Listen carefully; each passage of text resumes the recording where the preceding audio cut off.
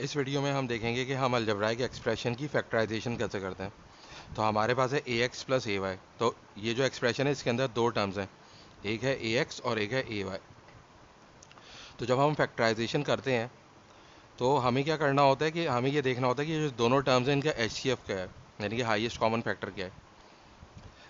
यानी कि हम ये कह सकते हैं कि कौन कोई, यानी कि हमारे पास ऐसा डिवाइडर है जो दोनों को डिवाइड कर रहा है, या कोई फैक्टर है जो दोनों को डिवाइड कर रहा है। तो हमें साफ नज़र आ रहा है कि ए जो है वो दोनों को डिवाइड कर रहा है। अब देखें कैसे कर रहा है। देखिए पहली टर्म है ए एक्स। तो अगर मैं इसको ए से डिवाइड करूं तो मुझे एक्स मिल जाएगा, यानी कि ए और ए कैंसिल हो जाएगा और एक्स मिल जाएगा। इसी तरीके से दूसरी टर्म है ए वाई। तो इसको भी अगर मैं ए से डिवाइड करूं तो ए और ए कैंसिल हो जाएगा और मुझे वाई मिल जाएगा। तो ए जो है वो इन दोनों टर्म्स को डिवाइड कर रहा है। तो हम सबसे पहले ए लिख लेंगे और फिर ब्रैकेट के अंदर हम लिखेंगे ये जो हमें डिवाइड करने के बाद मिला है एक्स, और फिर प्लस वाई। तो इस तरीके से हम फैक्टराइजेशन कर रहे होते हैं, यानी कि हम कोई भी ऐसा फैक्टर कॉमन लेते हैं जो दोनों टर्म्स को डिवाइड करे। अब इसी तरीके से अगर हम ले लें ए स्क्वायर एक्स प्लस ए वाई, तो देखें यहाँ पे भी ए ही दोनों को डिवाइड कर रहा है। यानी कि जैसे अगर मैं ए स्क्वायर एक्स को डिवाइड करूँ ए से, तो ये पावर सब्ट्रैक्ट हो जाएगी और हमारे पास बचेगा ए एक्स। जब बेस सेम होती है और डिवीजन हो रही होती है तो वेरिएबल की पावर जो है वो सब्ट्रैक्ट होती है। तो देखिए यहाँ पे ए है ऊपर भी और नीचे भी ए है, और ऊपर जो ए है उसकी पावर 2 है और नीचे जो ए है उसकी पावर 1 है। तो पावर सब्ट्रैक्ट हो जाएगी। तो हम यहाँ पे रूल ऑफ इंडिसेस को यूज़ करके डिवीजन अगर करें तो ए स्क्वायर एक्स को हम ए से डिवाइड कर सकते हैं।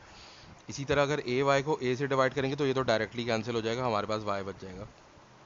तो यहाँ पे देखें हमारे पास ए स्क्वायर एक्स है और यहाँ पे ए वाई है।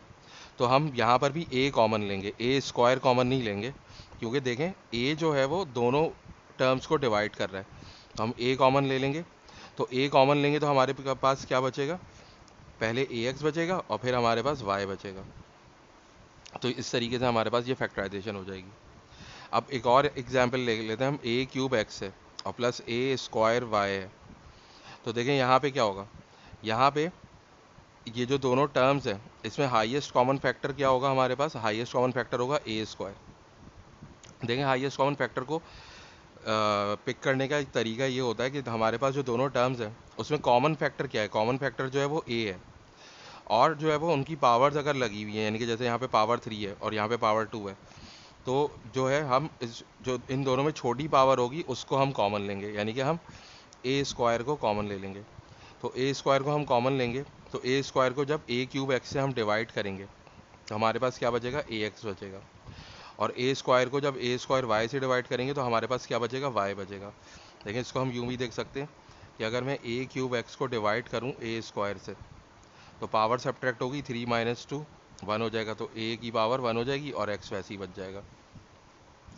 इसी तरीके से जो दूसरा है ए स्क्वायर वाई, तो ए स्क्वायर वाई में से हम को इसको डिवाइड करेंगे ए स्क्वायर से, तो ए स्क्वायर कैंसिल हो जाएगा और सिर्फ वाई बच जाएगा।